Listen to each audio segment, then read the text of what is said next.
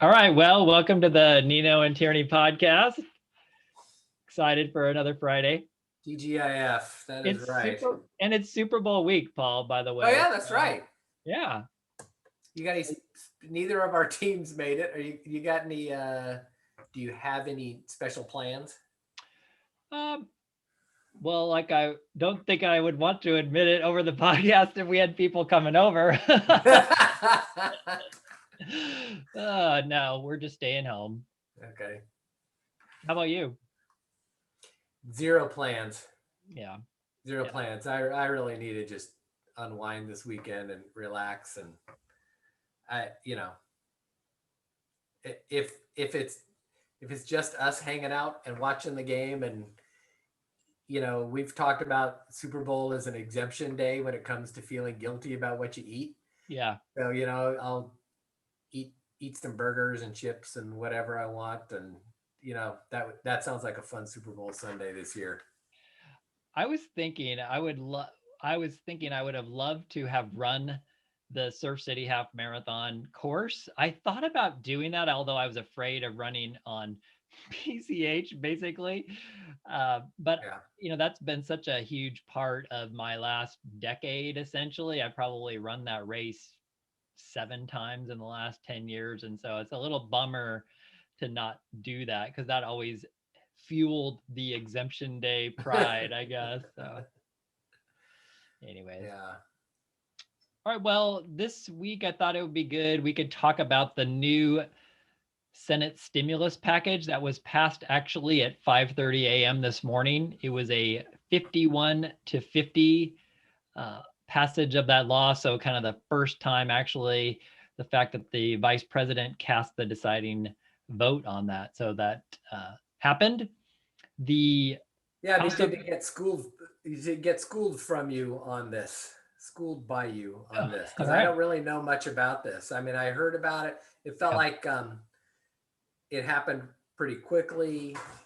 Yeah. From what I've heard, there's not a lot of tax stuff related to it. It's mostly a spending thing.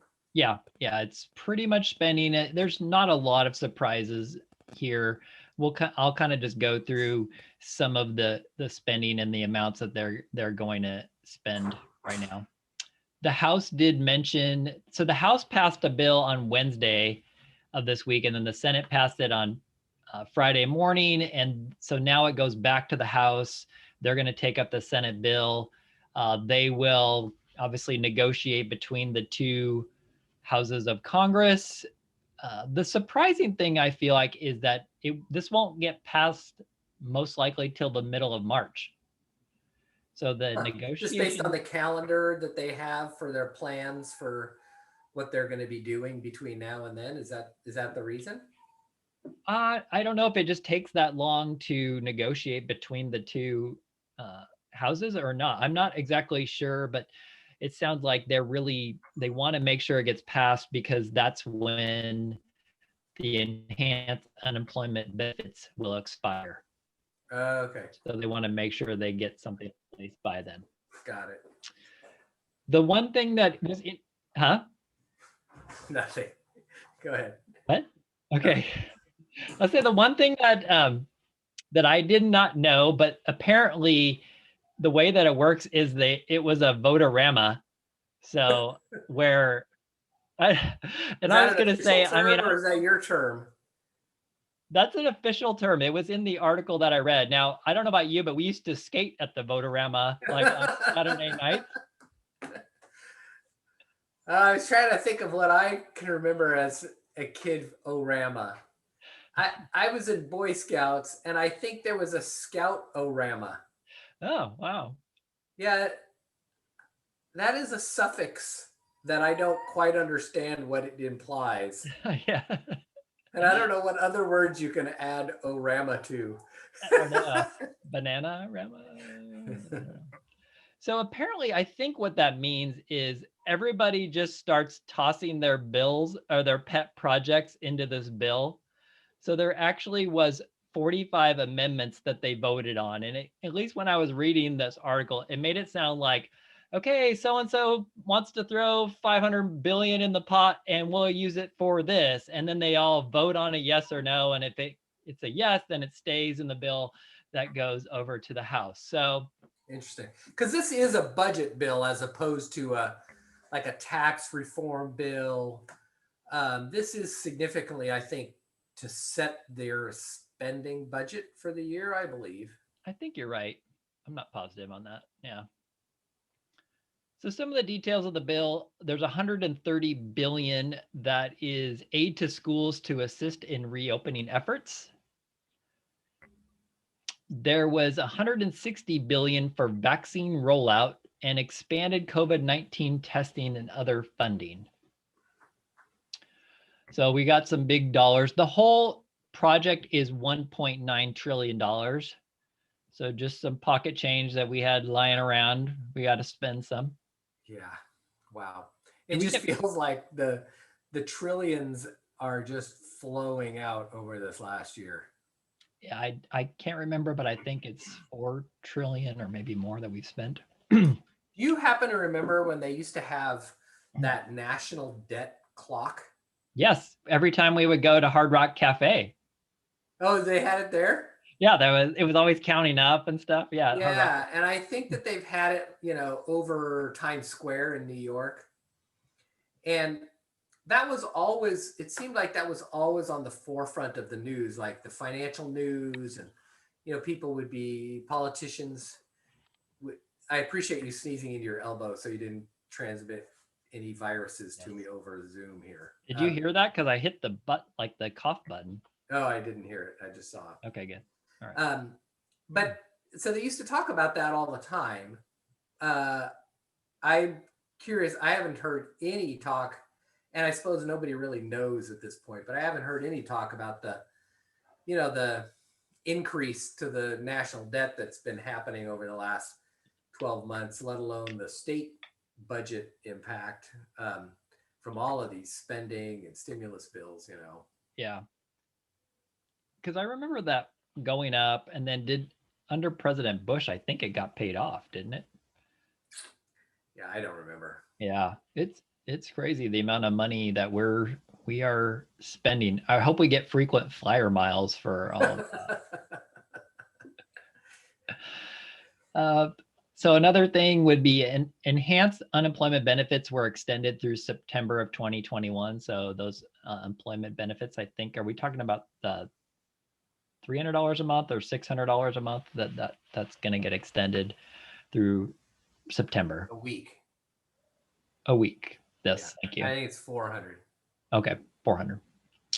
The big ticket item I think that most people are concerned about, and especially our clients or as it relates to tax, is that there will be $1,400 checks that will be issued to taxpayers. It's going to restrict high income taxpayers. So that was part of the Vote-O-Rama, was that they've all voted that they did not want it to go to high income taxpayers. Nobody defined what that was at this time. Actually there's no guarantee that just because you got a check last time means that doesn't mean you'll get a check this time. So there may be different income limits. Yeah, so that's the thing that really impacts our clients here. I think that this impacts our clients in lots of other ways, but direct impact. Speaking of those stimulus checks, have you heard from anybody directly having received the second stimulus check? Yeah, yes, I know that my parents did, and they actually got the debit card. So, okay. And then my in-laws got, I think, the money direct deposited. I'm not sure why my parents got the debit card, but they did call me and they're like, what is this thing, And in fact, somebody else I know shredded it because they thought it was like a credit card offer. And I'm not sure, I forget if they ever were able to redeem that. Yeah. Well, I hadn't heard anything about it, but I did have a client come in yesterday, and they hadn't received it, although they got the first one. So they should have been receiving the second one, I believe. Yeah. And they went online to that kind of where's my stimulus check thing, and it basically gave them some sort of a message saying, yeah, we can't give you that info, and you're going to need to get it with your 2020 tax return. Put it on your 2020 tax return. Oh, wow. So I was just curious I just hadn't heard what the success of rolling out that second stimulus check had been like. And they're supposed to get forms related to tax forms that report this as well, correct? That's what I was just about to say. I believe I saw last week that the IRS is going to be sending a letter out or something to let taxpayers know, basically, hey, we sent you this check or we didn't send you this check, which will be vital for us in preparing people's tax returns. Yeah. The last thing on here that I had was they did not pass an increase to the minimum wage. So there was talk of that the minimum wage was going to be increased to $15. That did not pass. That was actually voted down. So, yeah. So those were the main parts of that particular bill. As I mentioned, the House will take up and they'll start working on it, negotiating together. And then it sounds like that they will pass this mid-March. The flurry of legislation continues. Thankfully, I think for us, there's not a whole bunch of changes to what we do, like happened so many times last year, you know. Yeah, mid-March is when we learned all about PPP loans and whatnot, and shut the business doors and everything. Employee retention credits and payroll tax deferrals and corrections to technical corrections for depreciable lives and NOL carrybacks and RMD suspension of RMDs and all that kind of stuff. Yeah. What a year it was. Yay. All right.